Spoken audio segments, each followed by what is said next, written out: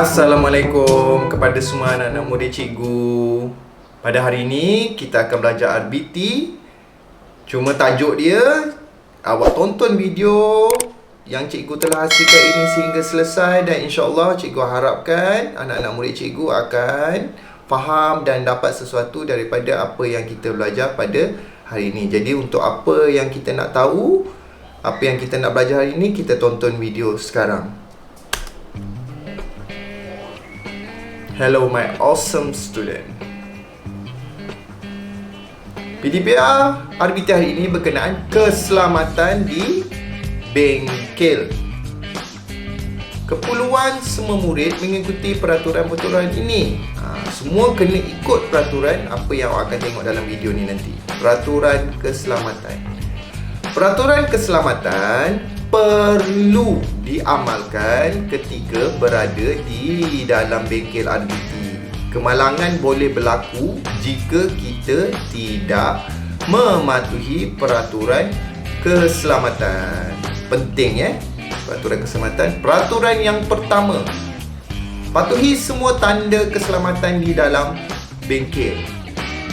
Jangan melanggar semua peraturan yang telah tertera pada papan tanda. Jangan melanggar sama sekali. Peraturan kedua, buka semua pintu dan tingkap sebelum memulakan aktiviti. Tujuan semua pintu dan tingkap ini perlu dibuka untuk memberi pengudaraan yang baik dalam bengkel. Peraturan yang ketiga, letakkan beg di tempat yang disediakan. Letak dengan kemas dan tersusun, serta jangan berebut ketika menyusun beg. Letak susun elok-elok. Ini bertujuan untuk memudahkan pergerakan ketika melakukan aktiviti di dalam bengkel. Lebih sesuai jika beg diletakkan dekat luar, tak ada gangguan bila buat aktiviti dalam bengkel.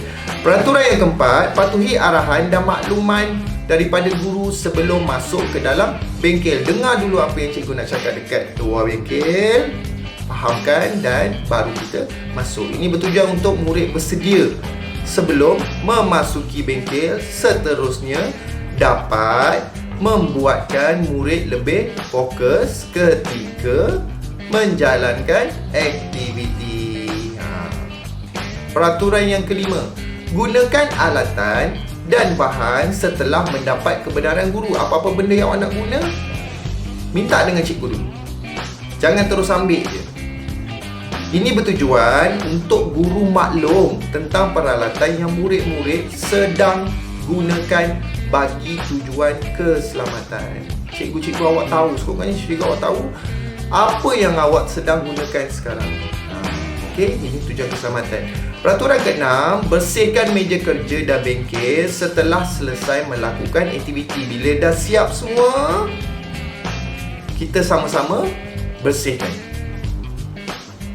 Ini bertujuan untuk guru dan murid dapat menggunakan bengkel yang kemas, bersih dan teratur untuk kelas yang seterusnya. Tak adalah lepas ni kita masuk, tengok bengkel bersepah, rupanya kita sendiri yang tidak kemas. Okey, seterusnya, peraturan diri. Peraturan diri mesti dipatuhi untuk menjaga keselamatan diri ketika melakukan aktiviti di dalam bengkel. Ini untuk diri awak sendiri.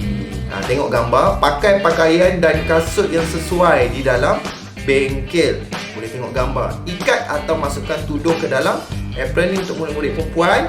Dan bagi murid yang tidak pakai tudung, ikat rambut yang panjang. Jangan biar dia lepas je macam tu. Ini keselamatan. Peraturan keselamatan alatan. Alatan di dalam bengkel RBT hendaklah digunakan mengikut peraturan seperti yang berikut. Okey, tengok peraturan keselamatan alatan. Yang pertama, bertanya dan meminta tunjuk ajar guru sebelum menggunakan alatan. Yang kedua, berhati-hati semasa menggunakan alatan di bengkel. Dan yang ketiga, laporkan alatan yang rosak atau hilang kepada guru. Peraturan keselamatan yang keempat, bersihkan alatan selepas digunakan. Yang kelima, simpan alatan di tempatnya semula setelah digunakan. Dan yang akhir sekali, 6, gunakan alatan dengan cara yang betul. Oh, ada satu lagi. Yang ketujuh, dilarang bermain, okey, atau bergurau masa gunakan alatan. Itu paling penting. Jangan main. Peraturan keselamatan bahan. Terdapat pelbagai jenis bahan yang mudah terbakar, mudah rosak dan berbahaya. Berikut ialah peraturan keselamatan bahan. Yang ini awak cuba fahamkan. 1. Bertanyakan cara penggunaan bahan kepada guru. Nombor 2. Simpan bahan berbahaya di tempat yang selamat. Dan yang ketiga, berhati-hati semasa menggunakan bahan berbahaya. Yang keempat, bersihkan bahan yang tumpah di atas lantai. Yang kelima, gunakan bahan dengan berhemah dan cermat. Dan yang terakhir sekali, simpan bahan yang mudah rosak di tempat yang sesuai. Simbol dan tanda keselamatan. Simbol dan tanda keselamatan ialah lambang atau pernyataan untuk memberikan peringatan yang mungkin berlaku jika tidak dipatuhi. Tolong ingat simbol ni betul-betul. Okey, kita pergi dengan maksud warna dulu. Merah, larangan pemadam api. Hijau, zon aman, pertolongan pertama. Putih, informasi umum. Kuning, perhatian, amaran, waspada, potensi bahaya. Dan biru, wajib dipatuhi. Ingat 5 warna ni. Awak boleh pause nanti video. Simbol, sentiasa utamakan keselamatan ketika berada di kawasan ini. Kawasan berkumpul apabila berlaku kecemasan. Itu simbol pertama. Laluan keluar semasa kecemasan. Tengok lagi. Simbol seterusnya. Yang ini semua tahu. Alat pemadam api. Lantai licin. Sentiasa menjaga kebersihan.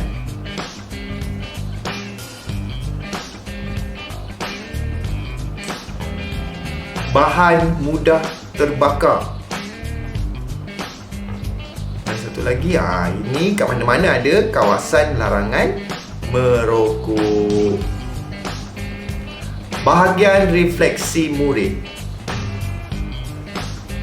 Refleksi yang pertama, murid, cikgu harap dapat menyenaraikan peraturan keselamatan diri, bengkel, peralatan dan bahan. Yang ini awak boleh ulang semula.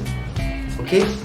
Refleksi 2, menjelaskan maksud, simbol dan tanda keselamatan. 2 refleksi ni cikgu harap anak-anak murid cikgu dapat tahu dan dapat faham. Terima kasih kerana menonton. Okey, selesai video cikgu. Cikgu harap anak murid cikgu kalau tidak faham, kalau tidak jelas, boleh ulang semula video yang telah cikgu hasilkan. Dan awak boleh pause pada bila-bila masa untuk awak salin nota dan sebagainya. Sebarang kerja rumah ataupun latihan akan cikgu maklumkan dalam description ataupun WhatsApp yang cikgu akan bagi dalam grup kelas awak. Okey, cikgu rasa cukup video cikgu kali ini. Cikgu doakan anak murid cikgu dalam keadaan yang selamat, stay safe, stay at home, dan moga cikgu jumpa lagi anak-anak murid cikgu dalam video yang seterusnya. Terima kasih kerana menonton. Assalamualaikum.